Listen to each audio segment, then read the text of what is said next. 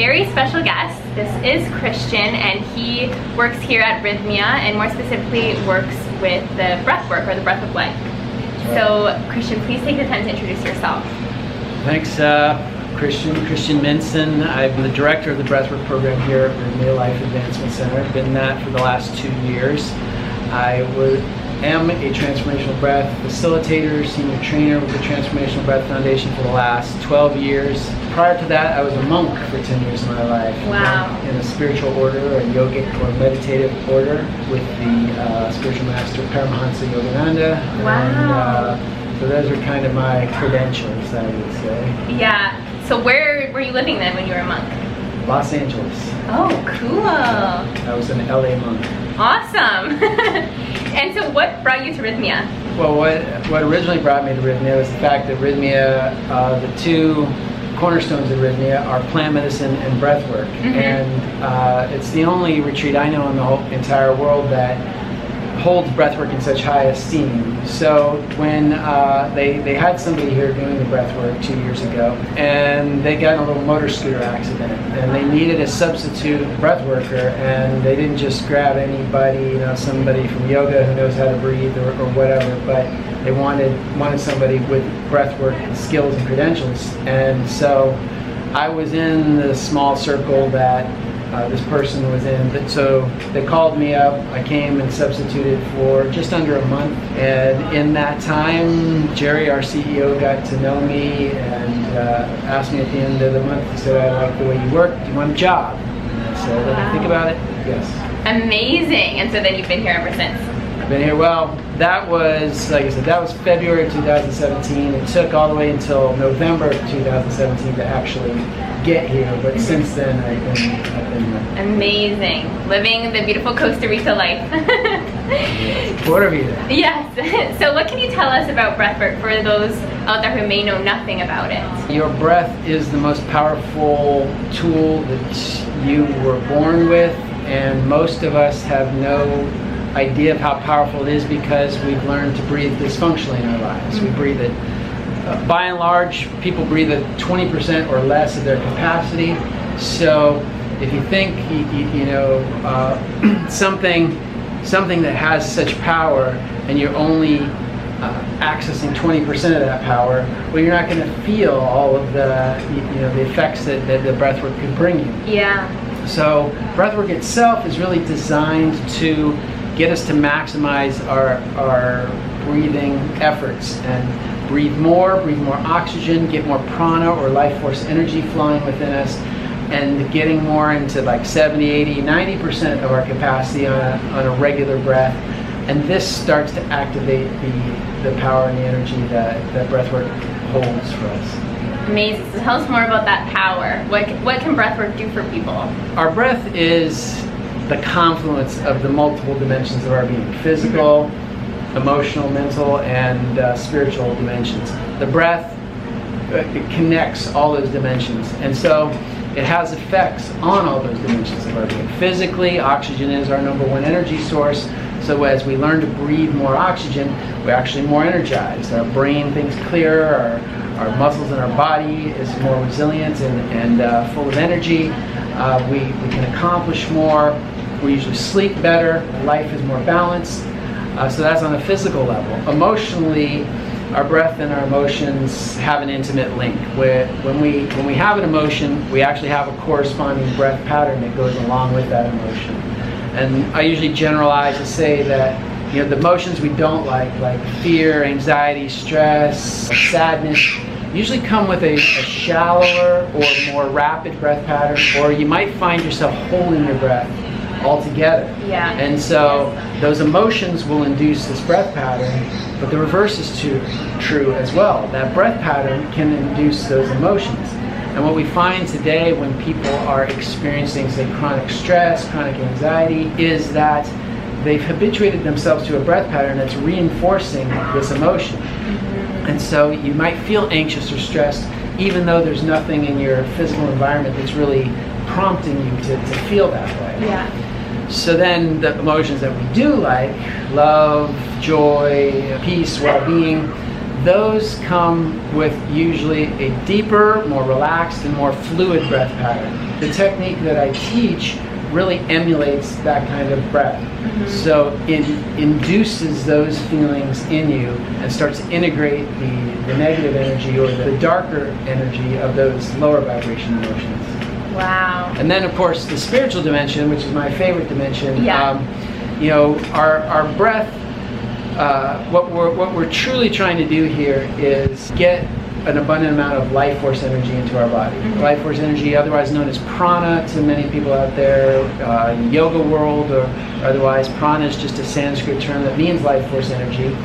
And it's life force energy that we consume to stay alive, to be thinking, to be feeling, to be mobile beings.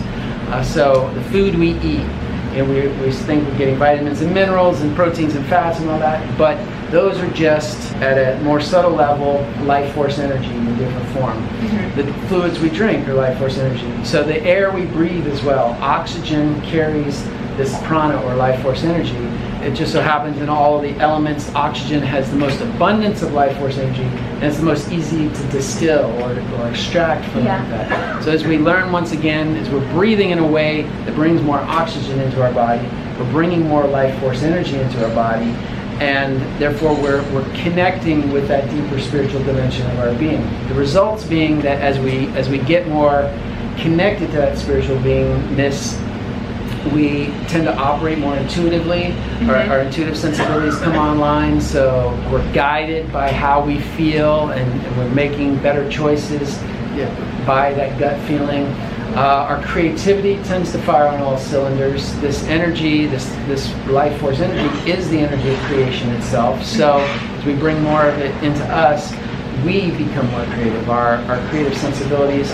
And I think one of the best things, you know, often feelings of bliss and sense of well-being, but really a deep sense of connection starts to establish connection to ourselves, connection to those around us, and ultimately connection to the source of that energy in whatever way, shape, or form you conceive of that. What would you say could be a takeaway for anyone out there who maybe has never tried breathwork before? How can you begin? I'd say, one, go to my website, breathflow.com, and find out, you know, get in contact with me. And I'd say the best way to begin, if you're really going to do it right, is to find a facilitator. Find somebody who knows what they're doing and get them to guide you. Now, I do facilitation. I used to do facilitation in person, and now being here at Rythmia, I now do facilitation through video conferencing. On my website as well, breathflow.com, I have a link to where you can find people in the same school of breathwork that I came from, that are in various regions of the United States and in the world. So if you want to find somebody live. But a facilitator is good because it's like learning to play the guitar, learning to play the violin. You could fumble around with it, you could learn yourself eventually, but if you just got a teacher to give you a few lessons, you know, over the course of 6 months, maybe a year, you can learn how to play much easier. And in this case, you can learn how to do this and really get the most benefit out of it. And then, of course, it is your breath. So ultimately, once you learn how to do it, and once you're familiar with the lay of the land, you can start to do it on your own and practice that regularly. Yeah. Do you do it every day, breathwork? Well, I do in the form of meditation practices that I do. So step back and say, when I was a monk, what was interesting, I transitioned out of being a monk, and then I stepped into becoming a breathwork facilitator and trainer. I saw that it was the breath that was the link between those two lifestyles. When I really looked at the meditation techniques that we did, they're modified forms of breathing, of manipulating the breath in order to bring energy up and down the spine and let go of body consciousness and attain higher states of awareness. Then when I left the order and I got into breathwork, I found that it was a much more accessible way for people to consume this idea of evolution and self-development, self-realization, without having a religious overlay on it, without having to subscribe to any particular path. You can learn how to use your breath and still get all of the wonderful spiritual experiences that, you know, that meditation promises. Now, that being said, I come from a school of meditation, and I still feel like that's the highest level technique that we can do. So, on any given day, I'll use the meditation techniques in my regular practice. Where I use breath work is when I'm feeling emotional. Okay. Like when something happens in your day and all of a sudden you feel off balance, you feel anxious and tense, or you get a piece of news that makes you really sad or whatever. I will then tend to go into a spontaneous breath session, meaning not a formal session, which is what I recommend for people at first to get the understanding, but now after doing it, really the application is in real life, meaning that when something overcomes you, the sadness or anxiousness or something, to start working with the breath, allowing that emotion to be present, to come up and to be dealt with, to be, we say, to integrate that energy, just to allow your breath to continue to softly transform that energy until it's gone. And if we were to do this with all the emotions that we have, probably wouldn't need to come to a place like Rythmia or otherwise, because we would be able to clear ourselves in real time. What happens is we don't clear ourselves in real time, so we store this energy, we store all these emotions. And I like to quote Sigmund Freud, the great psychotherapist, as saying, unexpressed emotions never die, they just reemerge in darker and uglier ways. Which means that for every emotion that we stuff and hide and suppress or repress, we're not done with it. It keeps gnawing at us from the inside out, and it keeps coming up and expressing in different ways, influencing all of the choices we make, all the people we hang out with, all the opportunities that we take or don't take. And usually it influences those for the darker or the ugly. I definitely felt those emotional releases during breathwork, and just as you just explained to us, we stuff all of those down, and you might not even know, like the other night in breathwork, I just started tearing up, and I don't know what I must have suppressed, but obviously it was sadness or tears, or a moment when I felt like crying, I just didn't, and that's what needed to come out. So it's so interesting how it works. Just like cleansing your entire body. Indeed, and that's it. A lot of times you don't know what the energy is, but we've got this energy stored. And the great thing is, you don't actually have to know in order to work with the energy and release it or integrate it. Now, oftentimes in that process of doing it, you will get an awareness, like, oh, this was when I was locked in the closet when I was 3 years old or whatever, and this is what I'm working out. But even if you don't get that, it's the energetic component that, well, I say all of our trauma usually has a psychological component, where we're aware of the trauma, and then it's got an energetic or a cellular component.